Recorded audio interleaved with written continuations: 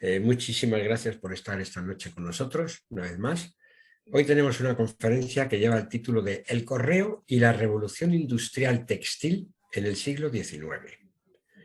El ponente, Eugenio de Quesada, tiene un largo historial filatélico y sintetizar toda su historia pues no va a ser nada fácil. Es vicepresidente de la Sociedad Filatélica de Madrid, miembro de la Real Academia Hispánica de Filatelia e Historia Postal, de la Académie Européenne de Philatélie, de la Sociedad Filatélica Sevillana, de la Sociedad Valenciana de Filatelistas, de la Cuban Philatelic Society of America y de la International Cuban Philatelic Society. Ha sido galardonado en numerosas exposiciones filatélicas nacionales e internacionales. Como autor, ha escrito decenas de libros y cientos de artículos y es conferenciante habitual en asociaciones filatélicas, convenciones y congresos. En la actualidad está estudiando el correo fuera de valija. Ha sido director de las revistas Filatelia Joven, Información Filatélica, Cambio Filatélico, Academus y actualmente lo es del Eco Filatélico y Numismático. También ha sido editor de diversas bibliotecas filatélicas, como son los discursos académicos, los cuadernos de filatelia, la Biblioteca de Estudios de Sofima y en la actualidad de la Biblioteca de Estudios El Eco Filatélico de Nexo Editores. Como autor podemos citar algunas de sus obras, porque si vamos a citar todas, pues nos comemos la conferencia entera. Por ejemplo, Cómo coleccionar sellos, uno de los primeros que hizo ya por los años 1980, Estudio de los sellos de telégrafos de Cuba, La leyenda de la maja desnuda, Estudio de las arañitas, Ambrosías postales, El trébol y el alfonsillo, donde el alfonsillo, el término alfonsillo, ha sido un término acuñado por el propio Eugenio. Hoy en día, en España, todos los coleccionistas conocemos perfectamente qué es el alfonsillo. Se trata del 25 céntimos azul gris de Alfonso XII de 1879, término, como digo, acuñado por Eugenio. Otros libros, por ejemplo, El turismo y el arte, El abuso de la franquicia en la correspondencia telegráfica oficial de la Cuba colonial, Las relaciones del correo y la telegrafía eléctrica, Isabel II, Alfonso XII. En filatelia fiscal, implantación de sellos fiscales de la policía en la Cuba colonial, The Creation of Telegraph Stamps in Cuba, en Washington 2016, el telégrafo español en ultramar, Cuba y Puerto Rico, y por último los chasquis, que los últimos obras escritas por él, en los chasquis en el Nuevo Reino y el Virreinato de Nueva Granada. Otros, por ejemplo, a palabra de académico, entrevistas a académicos y otras personalidades de la filatelia hispánica, dado su perfil de periodista. En cuanto a la historia postal, sobre para telegramas del aparato telegráfico impresor de Mr. House y la primera línea telegráfica de Cuba. Bueno, pues la presente charla versará sobre el último tema objeto de la investigación de Eugenio, las cartas de fraude y fuera de valija. Y una parte de ellas, como veremos a continuación, sobre este tipo de temática. Y decir por último que Eugenio, además de ser una de las figuras más relevantes de la filatelia española, pues es una persona de una gran humanidad, una persona cercana, gentil, generosa con todo el mundo, dispuesto a ayudar a toda aquella persona que lo necesite. En fin, que es un privilegio tener a Eugenio en la Sociedad Filatélica de Madrid y tenerlo esta noche con nosotros. Muchas gracias, Eugenio, por todo y adelante cuando quieras. Bueno, pues no, muchas gracias a ti, Ray, que me has dejado patidifuso. En fin. Ahora entiendo por qué estoy tan estresado, claro. Bueno, en cualquier caso, muchísimas gracias a todos, de verdad, por tener la generosidad de compartir este tiempo, sobre todo aquí en España, a las 9 de la noche, es una hora, en fin, curiosa. Pero en cualquier caso, ya digo, bienvenidos. Bueno, esta conferencia efectivamente se dedica a la revolución industrial desde el punto de vista del correo, que ha tenido un papel determinante, el correo, la correspondencia en el auge de la revolución industrial, pero he querido centrarlo exclusivamente en el textil, en la revolución industrial, la segunda revolución industrial del textil fundamentalmente catalán.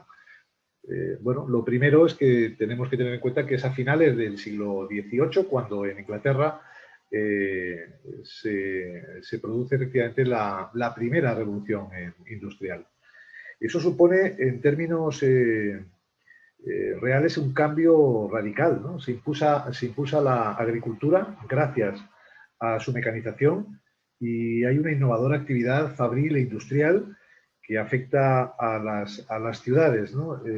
Se extiende el comercio, tanto mayorista como minorista, y esto genera una emergente y potente burguesía y paralelamente hace que aparezca el proletariado, ¿no? Los obreros que efectivamente se incorporan a los sistemas de producción industrial, tanto en el ámbito urbano, como digo, como a la agricultura en el campo, ¿no? Bueno, hay dos factores que permiten identificar sobre todo la segunda revolución industrial. Uno es el ferrocarril, bueno, es la aparición del motor, del vapor, y con él las máquinas, los telares en este caso, ya no necesitan, no dependen de la mano del hombre, ¿no? En el sentido en el que se genera la moderna industria. Y quizá el exponente más importante de la segunda revolución industrial es el ferrocarril. Bien, es cierto que la primera locomotora que circuló en España no fue la de Barcelona-Mataró, impulsada además por la industria textil y por la segunda revolución industrial, sino, como veremos en la siguiente diapositiva, el ferrocarril Habana-Bejucal, bueno, conocido como Habana-Güines, pero lo cierto es que el primero de los tramos de este primer ferrocarril de la América hispana, solamente Estados Unidos tuvo un ferrocarril antes, unió las ciudades de Habana y Bejucal, que después se extendió hasta Güines. Aquí ocurrió lo mismo. Si el que impulsó el ferrocarril en la península fue la industria textil, el que lo hizo en el caso de Cuba, de esa floreciente colonia, en fin, fue la industria azucarera. Aquí tenemos una imagen de un ingenio azucarero cubano, cuyo transporte justifica la creación del primero de los ferrocarriles y, como digo, símbolo de la revolución, de la segunda revolución industrial. Y bueno, en paralelo al ferrocarril apareció la telegrafía eléctrica. Se sustituyó la telegrafía óptica mediante sistemas de señales en torres por la telegrafía de impulso eléctrico. A diferencia de casi del resto del mundo, en el caso de Cuba, que fue pionera también en la telegrafía eléctrica en toda América, excepto en Estados Unidos, no se implantó el sistema de Morse, sino el de Hauss, un sistema que permitió contar con estos sobres ilustrados maravillosos que contenían el telegrama y que, como digo, es el otro gran exponente de la segunda revolución industrial. Bueno, si queremos hablar de industria, pues aquí tenemos la Fábrica Nacional del Sello, arriba a la derecha, que estaba situada en la Plaza de Colón, ¿verdad? Y era pura arquitectura industrial, que sufrió la piqueta, desgraciadamente, porque si no, hoy sería efectivamente uno de los ejemplos de arquitectura industrial más extraordinarios que imaginarse pueda, ¿no? Y bueno, la importancia del correo, como digo, en el auge de esta revolución industrial la tenemos representada en la Real Casa de Correos, y ahí vemos a la derecha abajo, ¿verdad?, las rejas o las ventanillas primigenias de la Real Casa de Correos, a través de las cuales se entregaban las cartas y los telegramas. Bueno, el telar textil pasa efectivamente de una primera revolución, de una primera fase de la revolución industrial, en la que los procedimientos eran fundamentalmente manuales, con la introducción del motor de vapor, ¿verdad?, a la industria en estado puro. Aquí tenemos una representación efectivamente de lo que fue la floreciente industria textil catalana. Bueno, hay que entender, entrando ya en el ámbito de la industria textil, lo que ocurre antes de la aparición del algodón.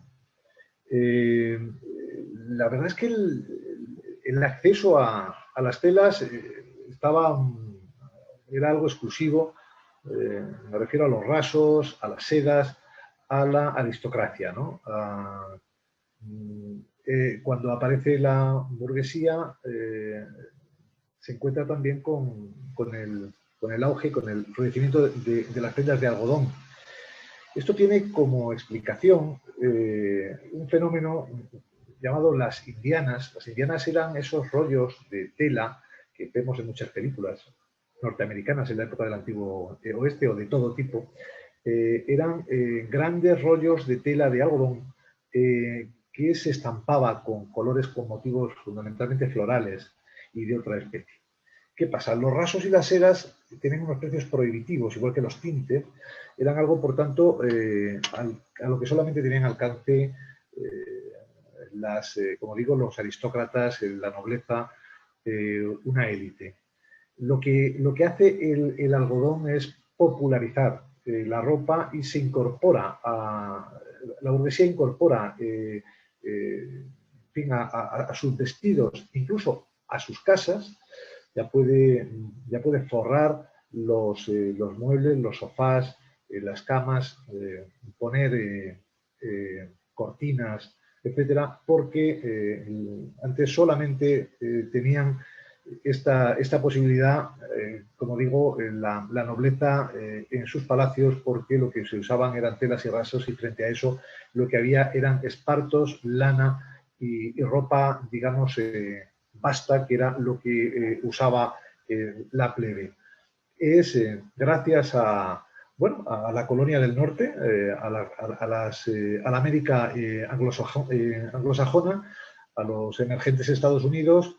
Ahí es donde prolifera las plantaciones de azúcar, de algodón, a diferencia de las de azúcar o de cacao del Caribe y tal, pues, y claro, es una mano de obra esclava extremadamente barata, que permite a Europa proveerse de esta materia prima en cantidad y a precios muy accesibles.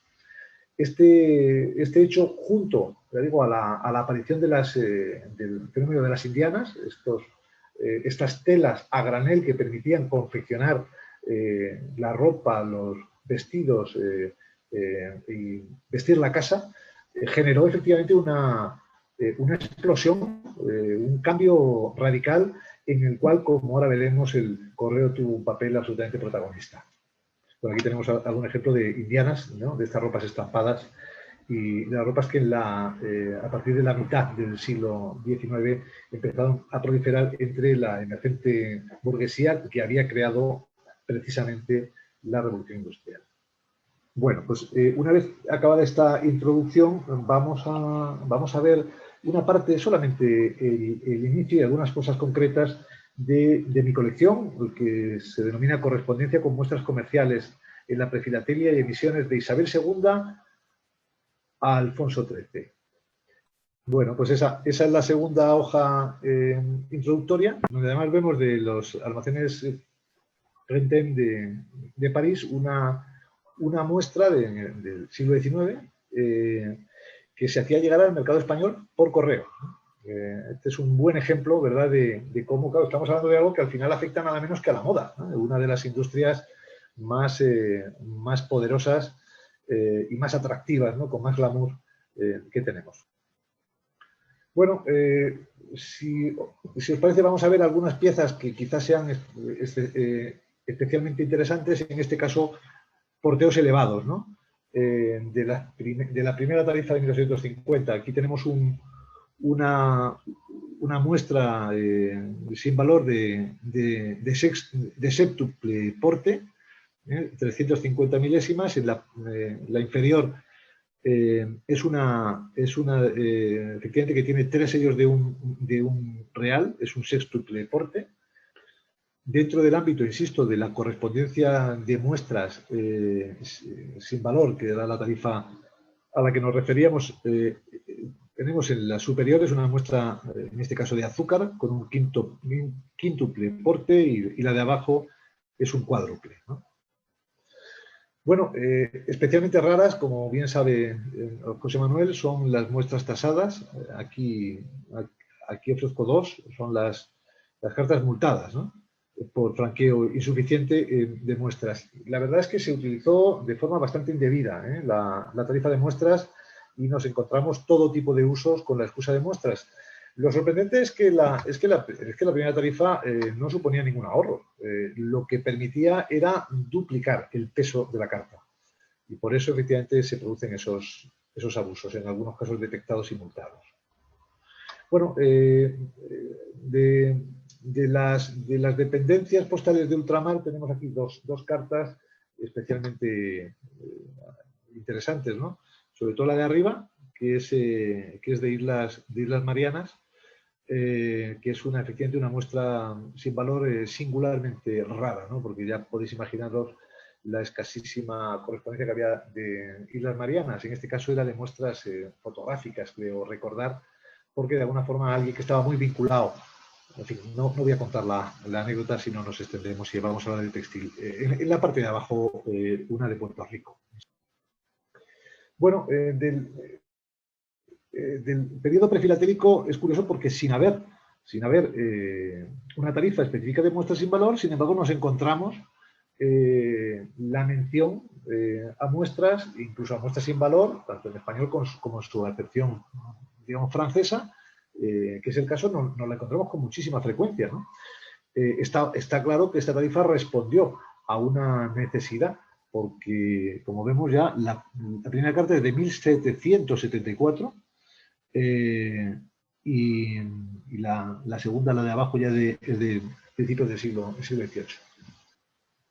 Bueno, aquí ya vemos efectivamente cartas durante el periodo, digamos, prefilatélico. Esta es de 1845, la primera tarifa se establece en el año 50, un lustro más tarde, pues un ejemplo de una muestra de textil, en este caso de tela marrón, incluida en una carta en la que no hace mención a ninguna tarifa porque no existe tal.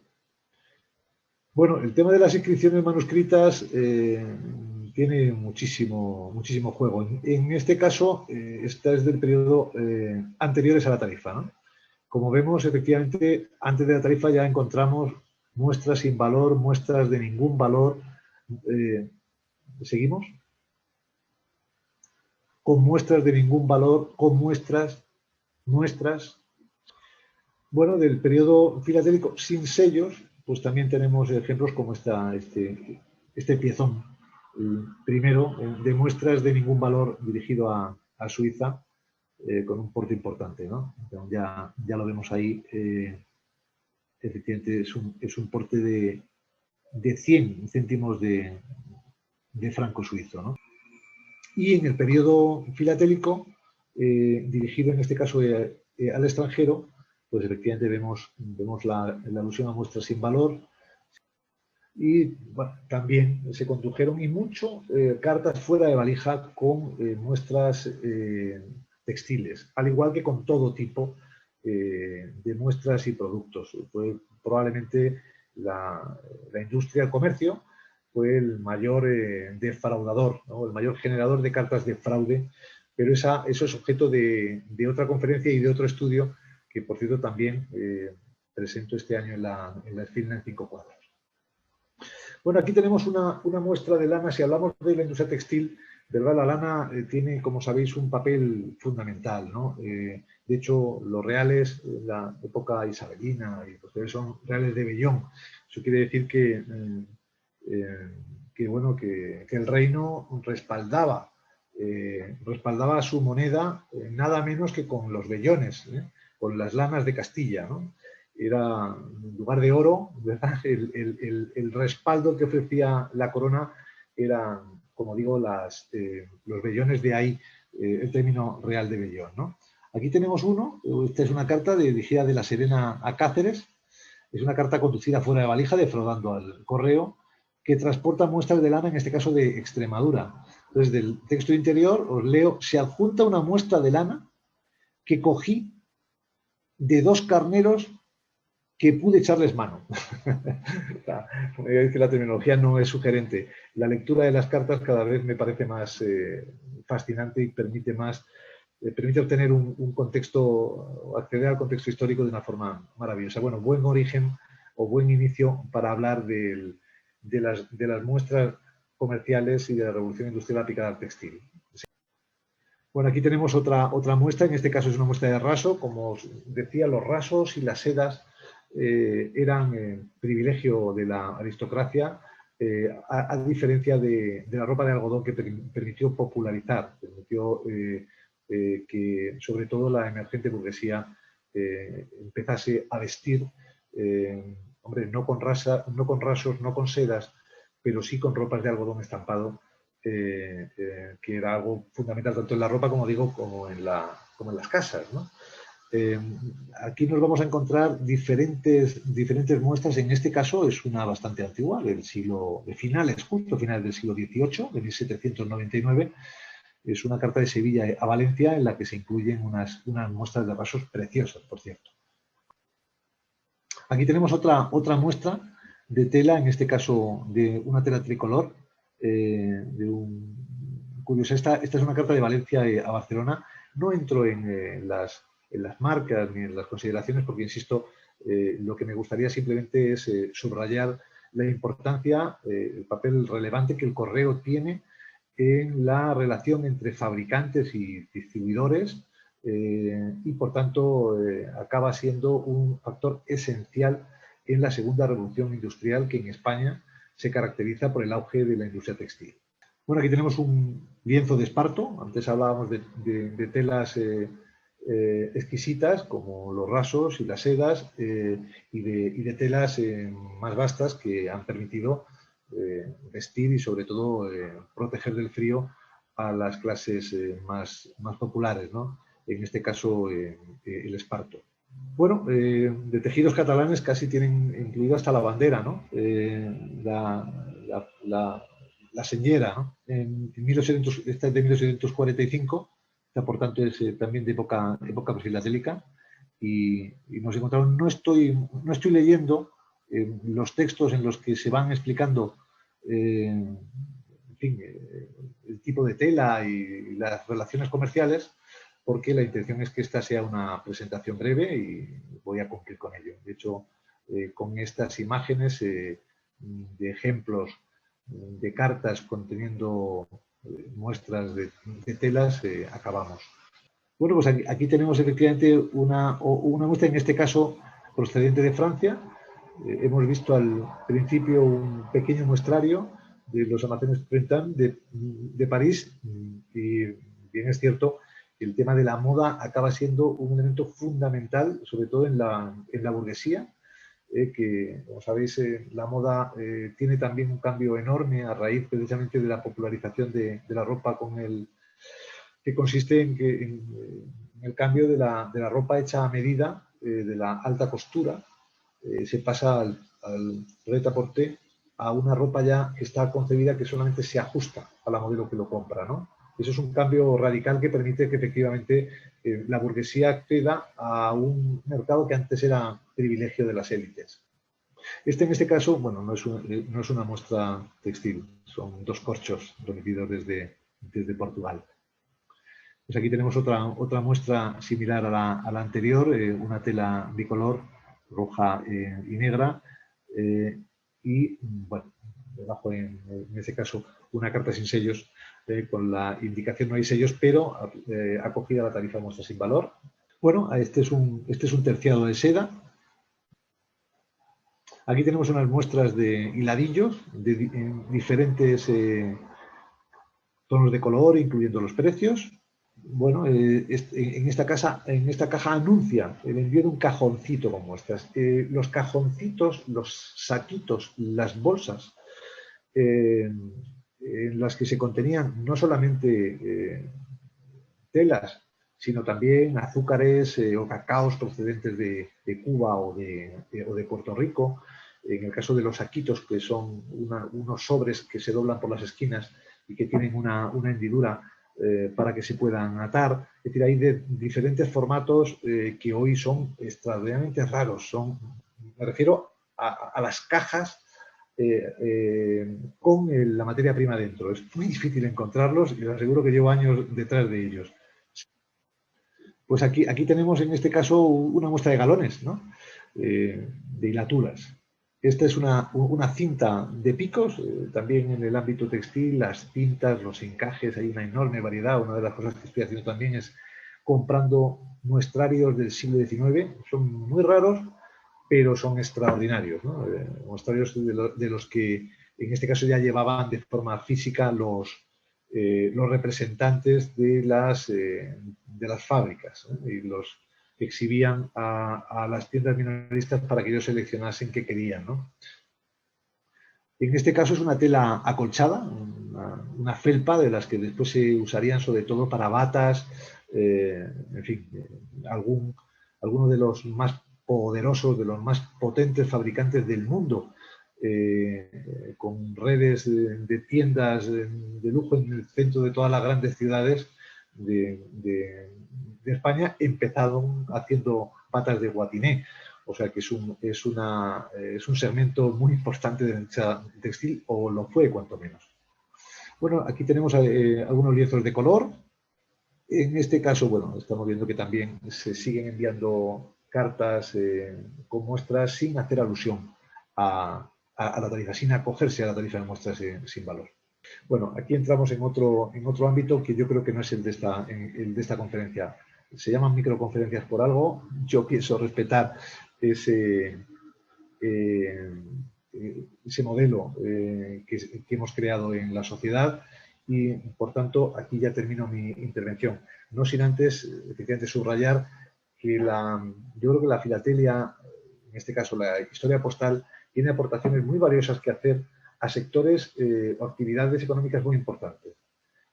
Yo abogo porque ese minimalismo, ese reduccionismo en el que a veces caemos los coleccionistas o los estudiosos de nuestra historia postal, que estamos centrados en una determinada marca, a lo mejor de nuestra demarcación postal o de aquella especialidad en la que hacemos, y nos interesa esa marca con determinados colores, estampada en determinadas tintas, y al final estamos en algo efectivamente que nos interesa, que nos apasiona, a mí el primero, pero que al final tiene un círculo muy reducido.